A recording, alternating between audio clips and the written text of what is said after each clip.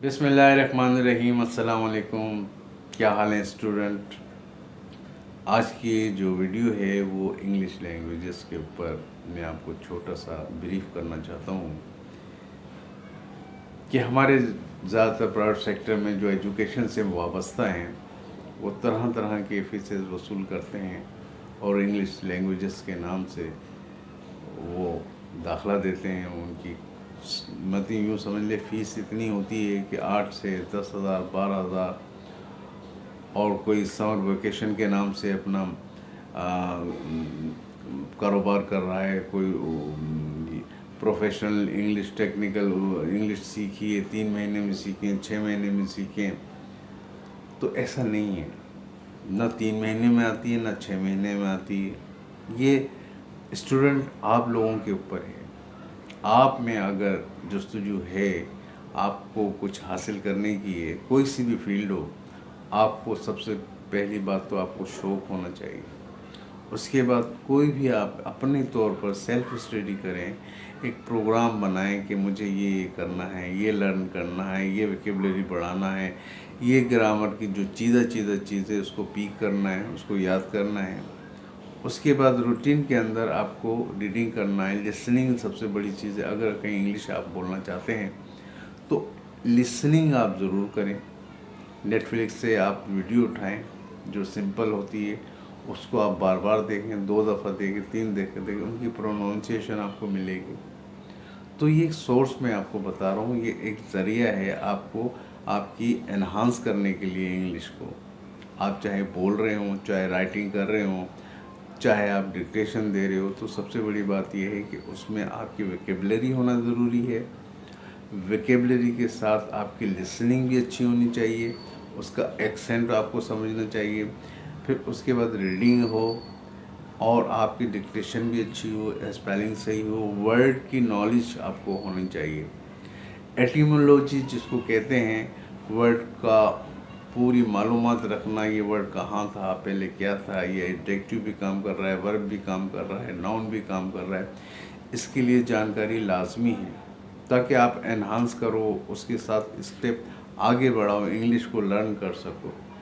वरना तो कोई भी आपको 3 महीने में, 4 महीने में कोई इंग्लिश आपको नहीं सिखाएगा, ना आप लिखना सीखेंगे। ये हकीकत में बता रहा हूँ। जो मेरी ऑब्ज़र्वेशन है एजुकेशन के हवाले, ख़ास तौर पर इंग्लिश में जो लिंग्विस्टिक के माहिर है, वो भी सिर्फ लफ्ज़ ही वर्ड बाय वर्ड आपको बताते हैं, लेकिन उसका प्रोसीजर आपको नहीं बताते। प्रोसीजर यही है जो मैंने आपको बताया है कि आप सेल्फ स्टडी करें। आजकल मीडिया का दौर है, सोशल मीडिया का, आप हर चीज़ क्लिक पर आपके अवेलेबल है। और दूसरी ये है कि आप चैट जीपीटी जो आपका जो एआई है, तो आप उसको यूज़ करते हैं। कोई भी वर्ड है, कोई भी मालूमात हासिल करने के लिए आप बटन दबाया उसको कर लेते हैं। ऐसा नहीं, आप सेल्फ स्टडी करें, बुकिश नॉलेज लें, ताकि बुकिश नॉलेज से ये होता है कि जो मालूमात एआई के पास नहीं है वो आपकी यूनिक मालूमात हो। इंग्लिश के हवाले से या किसी और सब्जेक्ट के हवाले से यूनिक होना चाहिए, ताकि वो एआई जो इंटेलिजेंट आर्टिफिशियल इंटेलिजेंट जो भी डिवाइसेस है, जो भी सॉफ्टवेयर है, उसको आप बता सकें कि इस लफ्ज़ का ये मतलब है, इसका मुझे डिटेल चाहिए। ज़रूरी नहीं है कि एआई के पास सारी मालूमात किसी भी फील्ड में हो। वो मालूमात जो आप एआई को देते हो, जो आप ब्लॉगर हो या कहीं और लिखते हो, तो वो मालूमात उनके ज़रिए उनको मिलती है। फिर वो एक कंपाइल करता है। ये बहुत बड़ा लंबा प्रोसीजर है। एआई किस तरह फंक्शन करता है और किस तरह वो जवाब देता है, ये आप ही का डेटा होता है। यानी ह्यूमन एरर की गुंजाइश तो है, लेकिन पूरी मालूमात नहीं है।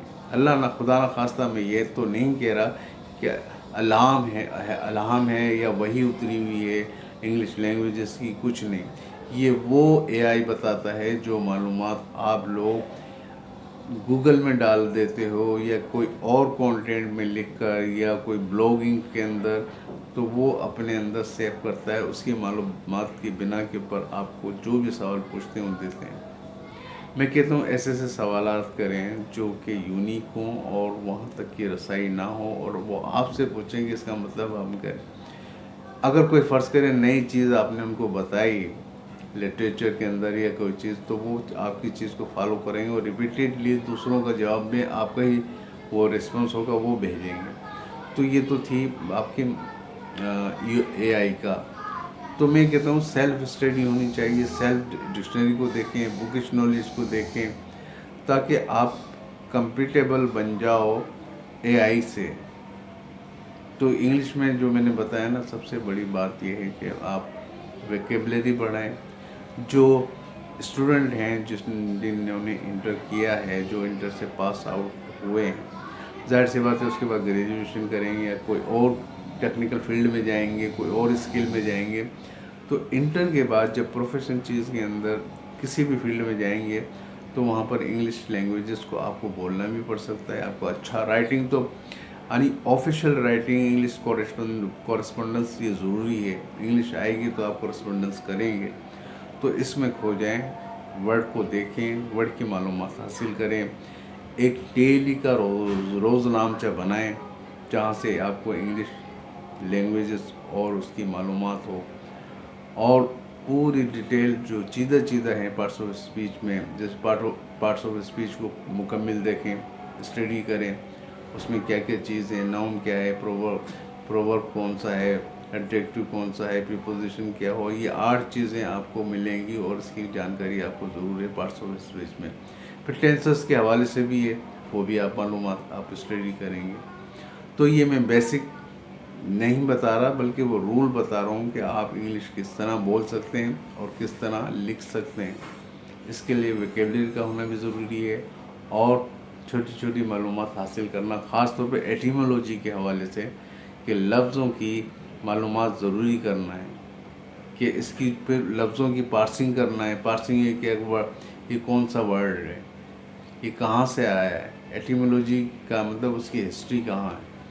ایک لفظ ہوتا ہے ناؤن بھی اس کی میننگ دے رہا ہوتا ہے، ایڈورب بھی دے رہا ہوتا ہے، ورب بھی دے رہا ہوتا ہے. تو یہ ضرور ہے، کیونکہ 2 چیز ظاہر جو ڈپینڈ کرتے ہیں وہ ورب اور ناؤن. اس کو آپ ضرور یاد کریں. تو یہ ایک چھوٹا سا ایک لیکچر تھا، سرسری سا. تو آپ ضرور اس سے مستفید ہونا کہ انگلش بڑھانے کے لیے آپ نے کیا کرنا ہے. آپ نے ریڈنگ کرنا ہے، لسننگ کرنا ہے، ویکیبلری کو لکھنا ہے، اور موٹی موٹی جو چیزیں گرامر کی وہ ضرور کرنا ہے.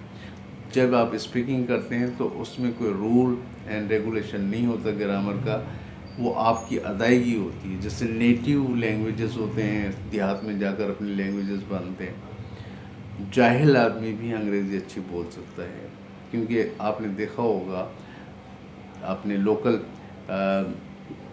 زبانوں میں دیکھا ہوا کتنی اچھی ہے بولتے ہیں، جو کہ ایون جو کہ جاہل ہوتے ہیں ان کو ورڈ کا اتنا نہیں پتہ ہوتا، ان کا یوزیج اتنا نہیں ہوتا، لیکن سیکھ لیتے ہیں.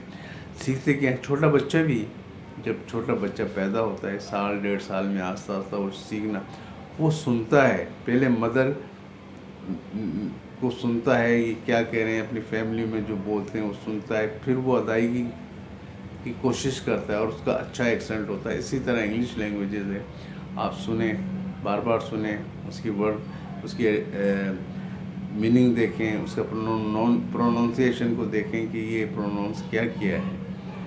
کچھ سائلنس ہوتے ہیں، کچھ چھوڑ دیتے ہیں، کچھ ان کی لینگویج. آپ جتنا اسٹڈی کریں گے، جتنا سیکھیں گے، جتنی مطلب یہ کہ اسپیچ کو آپ سنیں گے، اتنی آپ کی انگلش کی جو ویکیبلری نہیں، وہ آپ کی اسپیکنگ پاور بڑھے. تو بس دعاؤں میں یاد کیجیے. اللہ حافظ.